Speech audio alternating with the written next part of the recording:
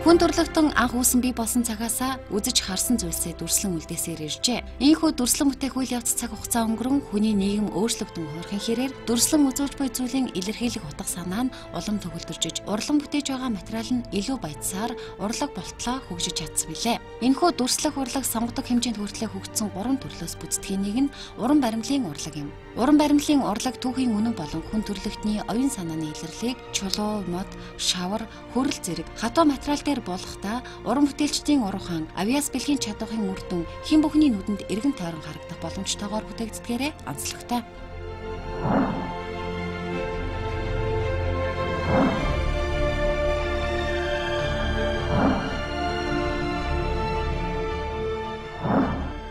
Хөшөө дурсгал, уран баримлын урлаг эртний Грек, Ромын үеэс эхлэн жинхэнэ урлаг болон хөгжсөөр ирсэн юм. Хөшөө дурсгалыг анх хүчрхэг хаадынхан алдрыг мөнхжүүлэн тэдний сүр хүч, донч дүрхийг илэрхийлсэн дүртэйгээр оршуулах эслэлтэнд дагалдуулан босгодог байжээ. Эдгээрээс дурдвал эртний Египтэд түүхт фараонуудын алдар хөндийг илэрхийлэн пирамидуудыг босгож байсан бол эртний Грект өөрсдийн дотоод сэтгэлээс ургуулan дахин шүтэж байсан бурхад болох Зевс, Аполлон зэрэг бурхтын дүрийг хөшөө болгон бүтээсэн байдаг. Харин эртний ромчууд өөрсдийн хаадууд гүн ухаантан яруу найрагчдад зориулан хөшөө босгож байжээ. Үүний тод жишээ бол Марк Аврел хааны морьтой болон Арслан Барстай хөшөөнүүд юм. Мөн өрнөдийн урлагт Италийн сэргэн мандалтын үеийн Донателлогийн Гатенлиад, Микеланжелогийн Давид зэрэг хөшөө дурсгалууд томоохон байр суурь эзэлдэг юм байна. Би Монгол хүний саруул ухаанд итгэдэг гэж манай улсын улс төрийн нэр зэтгүүлтэн Санжаа Сөрөнгийн зориг хэлсэн байдаг. Ганц сая хандарлаа улсыг орныхон хөгжил цэцгэлтийн төлөө зориулж Монгол хүний чөлөөтэй сэтгэх саруул ухааныг улам төгөлдржүүлэхэд өөрийн бие сэтгэл, ухаан бодлоо харамгүй зарцуулсан нэгэн эрхэм хүний хөшөөг онцлон бэлтгэлээ. Хөшөө дурсгал түүхэн үннийг өөртөө шингээхийн сацуу түүхэнд нэрээ мөглөн үлдээсэн хүмүүсийн дурсгал зориулан бүтээгддэг билээ. Мөн дан ганц хүний тухай илэрхийлээ зогсохгүй тухайн үеийн нийгэм аж байдлыг хамт дүрслэгдсэн эдлэл хэрэгсэл зэргээрээ давхар таниулдаг таны мэдхийн ач холбогдолтой юм. Манай улсын хөшөө дурсгалуудын ихэнх хувийг Чингис хаан, Сүхбаатар Жанжин, Маршал Чой болсон их зохиолж Нацагт орж зэрэг тухайн үеийн нийгэмдээ манлайлал болж байсан түүхэн хүмүүсийн хөшөө эзэлдэг билээ. Эдгээр хөшөө дурсгалууд манай улсад бүтээгдэж ирэхдээ тухайн цаг үеийн өнгө эсийг өөртөө шингэн их хувьсгалдсан шинжтэйгээр хийгдэж байснараа онцлогтой. Манай улсын уран баримл хөшөө дурсгалын түүх 1921 оноос хөгжлийн чиг хандлага олсон гэж судлаач уран бүтээлчид дүгнэн үздэг. Харин 1942 оноос уран баримлын мэргэжлэр залуу суралцж эхэлснээр энэхүү урлаг мэргэжлийн чиг хандлагатай болсон билээ. Ардын хувьсгалаас хойш манай улсын урлагийн төрлүүд уран бүтээлчийн үзэл бодлыг хязгаарлаж байсан социалист реализмын хэв шинжээр бүтээгдэж байсан билээ. Түүхэн хүмүүсийн алдаанаас болоод гэдэг юм уу түүх одоо янз бүрээр эргээд ингэхээр урлагийн бүтээлүүд бол бас хэл мэдэх тохиолдол байдаг л да. Сайн хийсэн тухайн цаг үеийн нийгмийн захиалгаар бол жишээлбэл ингээд Сталины хөшөөч гэдэг юм уу, Ленины хөшөөч гэдэг юм уу ингээд бүтээгдээд гэтэл энэ түүх маань өнөөдрийн манай нийгэмд одоо үзэл бодлын шаардлага хангахгүй боллоо гэхээр бид нэр арчаад аях тохиолдол ингээд байдаг. Сүхбаатарын хөшөөг авч яа нэг нэг хэсэг ярьжсэн. Хажууд нөгөө Ленины хөшөөг авч яа нэг гэтэл түүхийг бид нэр өөрсдөө засварлаж болох нь нэгэнтээ болоод өнгөрсөн түүх байна. 21 оны хувьсгал, 17 оны хувьсгал гэдэг юм. Энэ олон ямиг түүх бол түүхээрээ л өнгөрч байгаа. Гэтэл тэр түүхэн үйл явцыг бол бид нэр засвар хийх боломжгүй энэ түүх. 1902 онд ардчилсан хувьсгалтай залгаснаар манай улс хүний эрх чөлөөг бодит утгаар баталгааж болон оюун санаа, үзэл сурталын баригдмал байдлаас гарах гарцаа олсон билээ. Энэхүү үзэл сурталын эрх чөлөө манай улсын уран баримлын урлагт өөрийн тусгалаа олж, уран баримлчид хөшөө дурсгалуудыг бүтээхдээ өөрсдийн үзэл бодлыг шингээн, орчин үеийн чиг хандлагыг реалист хэв шинжтэй хосуулан бүтээсээр ирсэн юм а.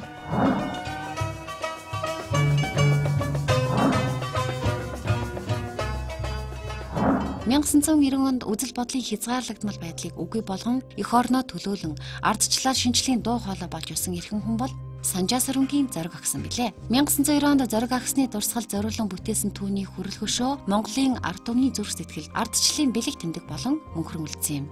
40-од оны сүүлч 50-од оны эхэнд болоод бүтээгдсэн энэ хөшөөнүүд маань тухайн цаг үеийн онцлог хөшөө бүтээх байдал нь бол тийм сүрлэг томрон бас нэг хүнийг дахин шүтгэж гэдэг юм уу тийм хувьсгалт маягийн одоо дүр төрхтэй байдаг гэсэн бол зоригийн хөшөө бол игэл жирийн маягтай дүрслэлийн хувьд бол тийм бодит дүрслэлээр бол бүтээгдсэн. Урдны өшөө нь бол тийм томрон сүрлэг маягаар хийжсэн бол зоригийнхаа бол 90-ад оны сүүлч одоо нэлээд орчин үеийн маягаар шийдсэн юм өшөө болсон. Зоригийн эх орныхоо хөгжил цэцгэлтийн төлөө хийсэн гарамгаа хувь нэмрийг мөнгөчүүлэн Монголын ард түмэн үеийн үед дурсан санах зорилгоор бүтээсэн энэхүү хөшөө түүний дотны анд нөхөр уран баримлж Дэнзэнгийн урахуунаар бүтжээ.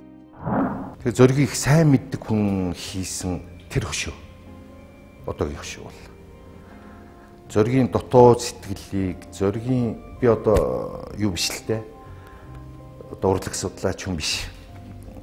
Зүгээр тэр талаас нь ярих юм бол одоо судлал талаас нь ярих юм бол зоригийг маш сайн мэддэг одоо алхан дээрээ тавьсан юм шиг мэддэг хүний хийсэн бүтээл мөн үгүй мөн. Зориг агсантай бол нэгдүгürt бол төстэй байх хэрэгтэй. Ер нь ямар нэг хөшөө дурсгал бол тэр хэнийг дурсалж байгаа хүнд зориулсан. Тэр нь бол эзэнтэйгээ бол төстэй байх хэрэгтэй. Хоёрт бол дүр тэр сэтгэлгээ хүмүүс төрүүлж байгаа тэр сэтгэлдлийг бол сайн гаргасан байх хэрэгтэй. Гүйцэтгэлийн хувьд бол мэрэгжлийн хувьд бол бас сайн хийсэн, дайжгүй хийсэн. За намайг Лэгдэн гэдэг би Дэнзэнгийн дүүн байгаа.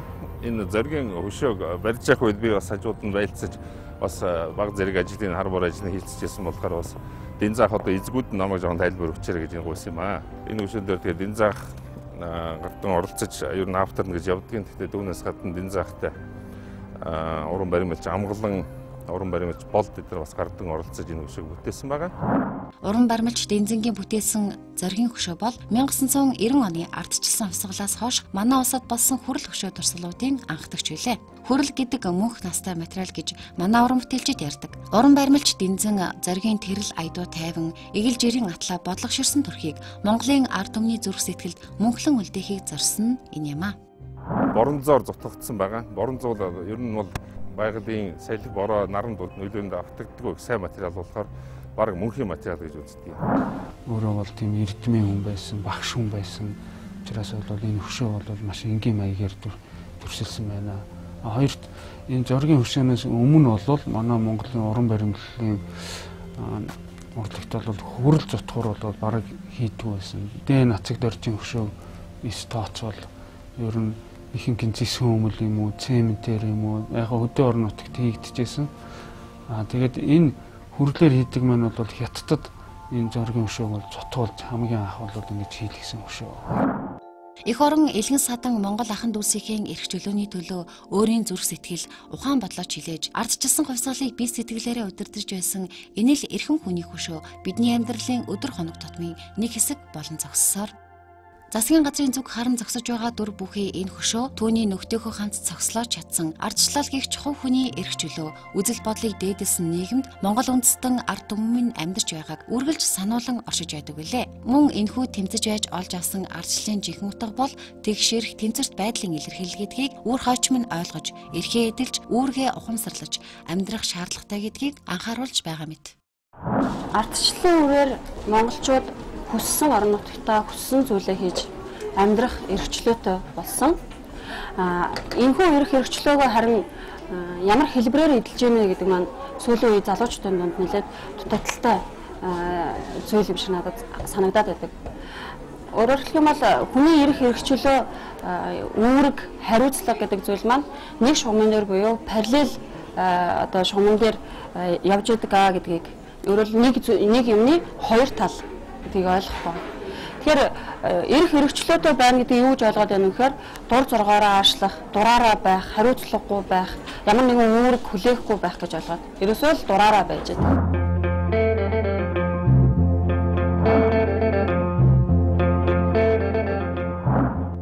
Уран баримлалын томоохон төрөл бол хөшөө дурсгал.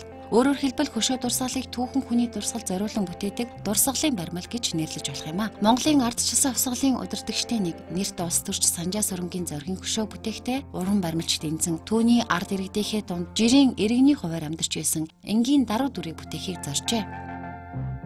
Тэгээ одоо эргээд бодоод байхад 13 жилийн дараа шүү. Бодоод байхад яг л Дэнзэн мөн. Дэнзэнгийн хийдэг хийц мөн. Дэнзэнгийн бодол санал мөн. Дэнзэнгийн зоригтой үерхэж явсан тэр үерхэл мөн. тэрэнд их үнэнч байж. Үнэнч байсан учраас өнөөдөр зоригийн дүр төрхийг яг одоо байгаа чигээр нь яг тэр үед байсан чигээр нь гаргаж чадах юм бол Дэнзэн байсан үг юм уу? Дэнзэн л чадах байсан. Хөшөө бол ингээд тийм зогсоо байдалтай. Тэгээ энгийн тийм албан хаагч маягийн зүнхөө барьсан тэгээ гартаа урууныхаа завсар ингээд тамхитай. Дэнзэн ах бол энэ хөшөөг бол ийм өндөр том давцсан дээр биш одоо ийм жоохон намхан одоогийн байдлаас жоохон өөр байсан юм аа. Анх энэ хөшөө бол шууд энэ чулуун бол ингээд шууд ингээд газар дээр ингээд шууд ийм өндөр биш нэг хөшөө байсан. Тэгээ энүүгээр бол зөрөг бол игэлж ирийн тийм хүн байсан юм аа гэдгийг бол ингээд зохиогч бол тэгж одоо ард түмний донд бол түүнийг бол ингээд үлдээхэр бол шийдсэн байна л да. Уран баримтчдын зэн бол өөрөө зориг агсны одоо бас сайн найзууд байсан юм байлаа. Тэгээд бид нар бол найзууд бие бинийгээ сайн мэддэг учраас би ийм маягаар ингэж төрслөе гэдгийг бол энэ зохиогч бол шийдсэн. Одоо ард түмний донд байгаа юм шиг тийм санааг агуулж одоо анхны зохион бүтээгчийн сан тийм байсан. Дараа нь яг нэг хэсэг хүмүүс бас жоохон шийд гараад энэ жоохон өндөрлөе гэж бодсон бол. Тэр үед ямар өвчин хөдөлсөн мэдгүй миний нэг өвчин хөдлөөд нөхшиг нь өндөрлөж мөр санагдсан байна. Тэгвэл одоо гараад барай дээр нь ингээ асгаа цутгаад уг нь Дэнзэнгийн санаа бол айхтар зөв санаа. Айгу гоё санаа байсан юм билээ л дээ. Би тэрнийг бас их сүлд ойлгосон одоо муухайгүй. Өөрөөр хэлбэл яг төмнийхөө дунд алхаж байгаа юм шиг их нам байсан. Газартаа барагдчихв. Тэр давцсан. Тэгээд ингээ олон төмнийхөө дунд явж байгаа тэр дүр төрөх байсан байхгүй. Ямар өвчин хөдөлсөн тэрний өндөрлөлчүүл ингээд хүн амтан завааруулаад ингээд авахгүй болов гэж бодоод Дэнзэн рүү харьцсан чинь гадаад байсан олдоогүй юм. Тэгээд амгалан зураач руу харьцсан чинь өө яах вэ өндөрлж болно гэхдээ Дэнзэн их уурлах бах та их баяраа гэж хэлсэн. Тэгээд амгалангийн яг зурсан тэр зургийн дагуу одоо өнөөдрийн байдлаар өндөрлөлтсөн тэр байхгүй. Тэгээд би мэдээд хийцсэн байхгүй. Би Дэнзэнгийн өмнөр тэр гоё санаа тэр бүх айдиа одоо тэр бүх юмных нь урдуур ороод хийчихсэн байхгүй. Тэрэндээ би өнөөдөр их харамсдаг юм аа. Зоригийн хөшөөний байрлалын тухайд уран баримлч Дэнзэн зоригийн өдөр бүр алхан өнгөрдөг замыг сонгон хөшөөг байрлуулсан байдаг. Зоригийн гэр нь 220 мянгад. Өөрөөр хэлбэл залуу техникчдийн ордон гэж хуучин тэрний зүүнтлийн башналтай тэнд амьдарч исэн. Тэрний цаахан талд нь өөрийнх нь төрсэн гэр 220 мянгад 28 хуруу бишэнд байсан. Тэнд л зоригийн төлөвшил, зоригийн идэр нас залуу нас өнгөрсөн гэж ойлгож болно. Анх төрсэн гэр нь бол эхлэлгүүрийн урталт аркта башин гэдэг хүн бүхний мэддэг башин. Одоо энэ Баттүүл энтрийн башиналтай. Тэр гэрээс улс төрийн зам руу зоригийг хөтлсөн. Тэр зам дээр нь бусгасан. Тэр замаар зориг өглөө орой явдаг байсан. Нүдний шилний рамны цааталт нүдний аяг байж байгаа. Тэгээ нүдийн дагуулаар харсан нэрээ засгийн газрын уртал бараа зогсож байна. Яг анх Дэнзэн юу бодож хийснийг би мэдэхгүй. Тэнд би нэг өөртөө нээлт хийсэн. Нээлт гэдэг нь тэр нүдийг би хараад зогсож байгаа байдлыг хараад цүнхээ бариад хагас гэдийгээд зогсож байгаа дүр төрх нь юм асуугаад байгаа шиг байна. Юм асууж байгаа тэр дүр төрхийг би олж харсан юм. Хүн их анзаарах муутай байд юм байна л. Яагаад ингэж зогсоод хараад засгийн газрын уртал гэж би бодсон. Тэгээ саяны миний асуулт шиг нэр яагаад гэдэг асуултыг л асуугаад байгаа шиг байна. Тэр зогсож байгаа дүр төрх нь байж байгаа байдал нь цүнхээ барьсан гарных нь хуруунуудыг хүртэл ажиглахад тэнд айхтар нуугдмал айхтар тийм хатуу нэхэл асуулт байгааг би олж харсан л да.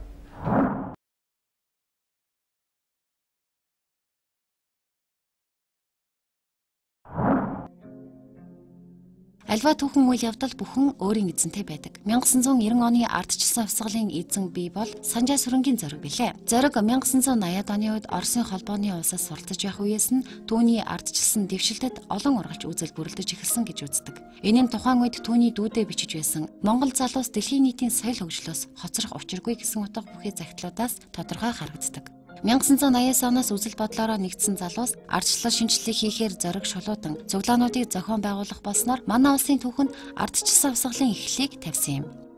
Монголын ардчилсан холбоог байгуулагдсныг албан ёсоор зарлаж зохицуулах зөвлөлийг байгуулсан 15 хүний бүрэлдэхүүнтэй. За уг зөвлөлийн одоо зохицуулагчаар Санжаа сүрэнгийн зоригийг томилсон байна. За үүний дараа 1989 оны 12 сарын 10-наас хойш зориг хэд хэдэн цуглааныг Улаанбаатар хотно одоо хүчин чармаалтаар өөрийн журмын нөхдийн хамт зохион байгуулалт өндөртэйгээр сайн зохион байгуулж чадсан. За энэ нь тухайлах юм бол 90 оны 3 сарын цуглаан, 4 сарын цуглаануудыг бас дурдаж болно. Үүнийг эсрэг өөрийн журмын нөхдийн хамт ингэж амжилттай зохион байгуулж чадаагүй бол асуудал бол өөрөөр эргэх буюу аимшигт байдал одоо хүрч болох байсан. Тайван байдлаар бүх асуудлыг шийдэж чадсан. 1998 оны 10 дугаар сарын 2-нд зориг цаг бусаар амнасаа алдсны дараа түүний үйл хэргийг үргэлжлүүлэх зорилготойгоор зориг санг найз нөхөд төрөл төрөсөд ард иргэдийн санаачлагаар байгуулжээ. Энэхүү сангийн зүгээс зоригийн гэгээн дурсгалыг мөхжүүлэхийн тулд хийсэн эхний алхам бол түүний хөшөөг босгох явдал байлаа. Өнөөдөр би эргээд харахад тэр арчилсан өвсгөлийн удирдагчтай биш. Бас их том уран бүтээл бий болчихлоо л доо. Тэгээ би хэлсэн шүү дээ. Олон хүмүүсийн хандвар, олон хүмүүсийн сэтгэлээр бүтсэн. Сэтгэлээр бүтсэн гэдэг нь би нөгөө 5-5, 10-10, 1-1, 100-100 янз бүрийн хөрөнгө цугласан. Тэр нь их олон хүмүүс. Тэр үеийн ханшаар та нар бодолтой 99 оны ханшаар 20-22 сая төгрөг. Одоо өнөөдрийн ханшаар бол 200 сая төгрөг юм ярих гэдэг шүү дээ би. Өнөөдрийн инфляц янз бүрийн бодоод ингээ үзэх. Их л олон хүний дэм хүч хөлсөөр боссон гэдгийг би сайн мэдэж байна. Тэр үед нь өшөөнийхэн нээлтэн дээр байсан. Өшөөний нээлтийг бол их тийм аль биесээр их тийм одоо миний санаж байгаагаар их тийм төрийн одоо өндөр түвшин гэдэг юм уу да тэр үедээ хийж исэн. Тэр нь бол ямар учиртай юм бэ гэхээр үнэхээр зориг бол төрийн хүн байсан юм уу? Сайд байсан юм уу? Засгийн газрын гишүүн байсан юм уу? Тэрнүүгээр нь тийм төрийн өндөр түвшинд хийсэн бахаа гэж бодож байна. Би хүнд таруулж их саад үйж ирснийг тод санаж байна. Логсронгой, бавуугийн логсронгой ярьж үгэлж ирснийг санаж байна. Оюун өөрөө ирээд үгэлж ирснийг санаж байна. Сайхан үгэлж ирсэн. Төрийн түвшинд хийсэн өшөөний нээлтийг. Монголын ард түмний сэтгэлийн хандив тусалцааны дүнд бассан зоригийн хөшөөг 1999 оны 4-р сарын 20-ны өдөр буюу түүний төрсөн өдөр зохих талбайд нь залж нээлтийн үйл ажиллагаа ёслол төгөлдөр болсон билээ. Өнөөдөр бол технологийн хөгжил гарцсан байгаа учраас бид нэр Америкт юм уу, Европт юм уу, Хятадд хаан цоцгуулах нь бол бас тийм чухал биш. Ягаад гэвэл тэр хөшөөг хэн хийж байгаа шавар дээр их загварын яг Монгол хүн хийгээд дараа нь бол өөр материал дээр шилжүүлээд чулуугаар юм уу хөрлөөр ингээ хийлгэж бас болно л доо. Энэ дамжлаг болоо явчихж байгаа. Тэгээ энэс хойш бол олон хөшөө, олон бүтээлчд бол ингээд Хятадд ингээд хөрлөөр цутгуулдаг болсон л доо. Энэ нь магадгүй технологийн хувьд бол бас дэвшилттэй чанар юм.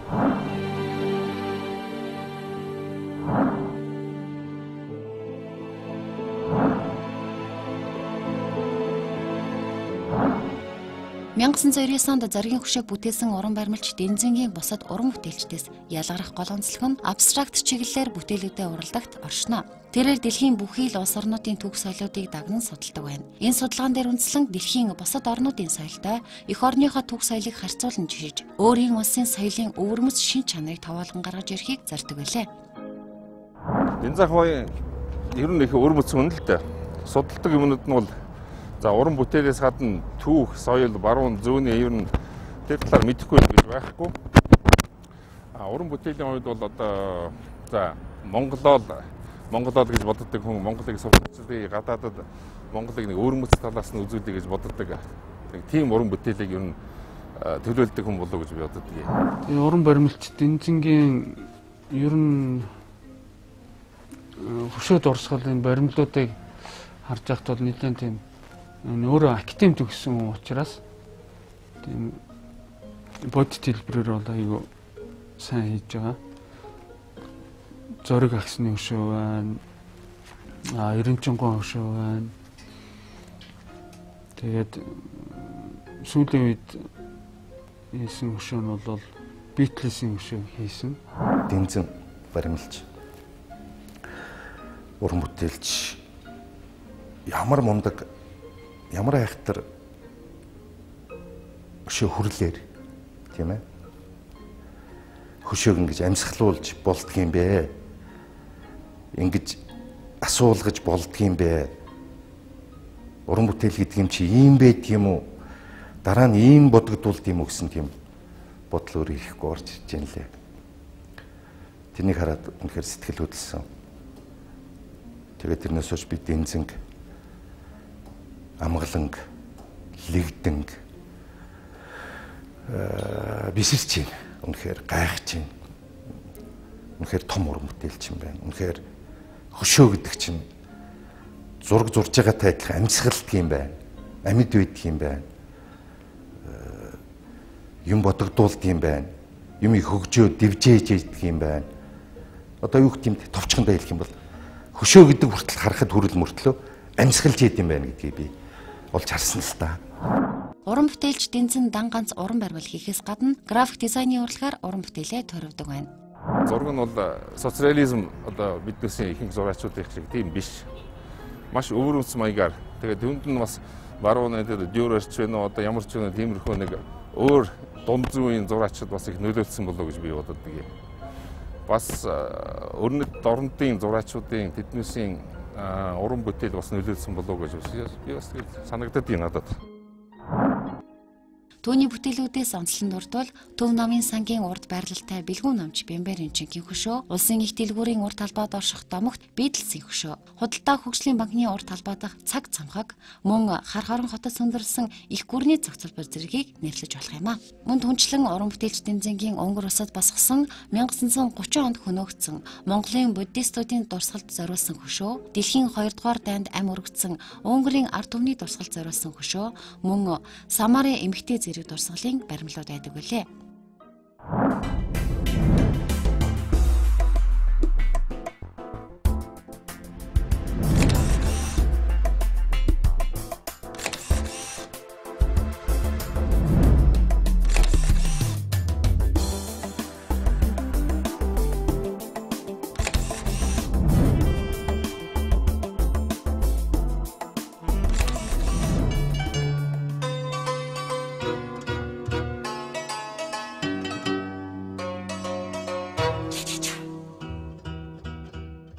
Монгол хүний оюуны чадварыг шагшин магтаж, улс үндэстнийхээ үзэл бодол, оюун санааны чөлөөтэй сэтгэх замыг элдв бартаа саадгүй болохын төлөө цусалтгүй тэмцэж байсан энэ эрхэм хүн сэлэн буу бариагүйч үгийн хурц үзлийн чангаар нэгэн нийгмийг өөрчилж чадсан агуу гавьяатан билээ. Зоригийн үзэл баримтлал, чигт чулуун бодлого, өдий хүртэл түүний хүрэл дүрээр мөнхөрч Монголын ард түмний дунд оршсоор байгаа билээ.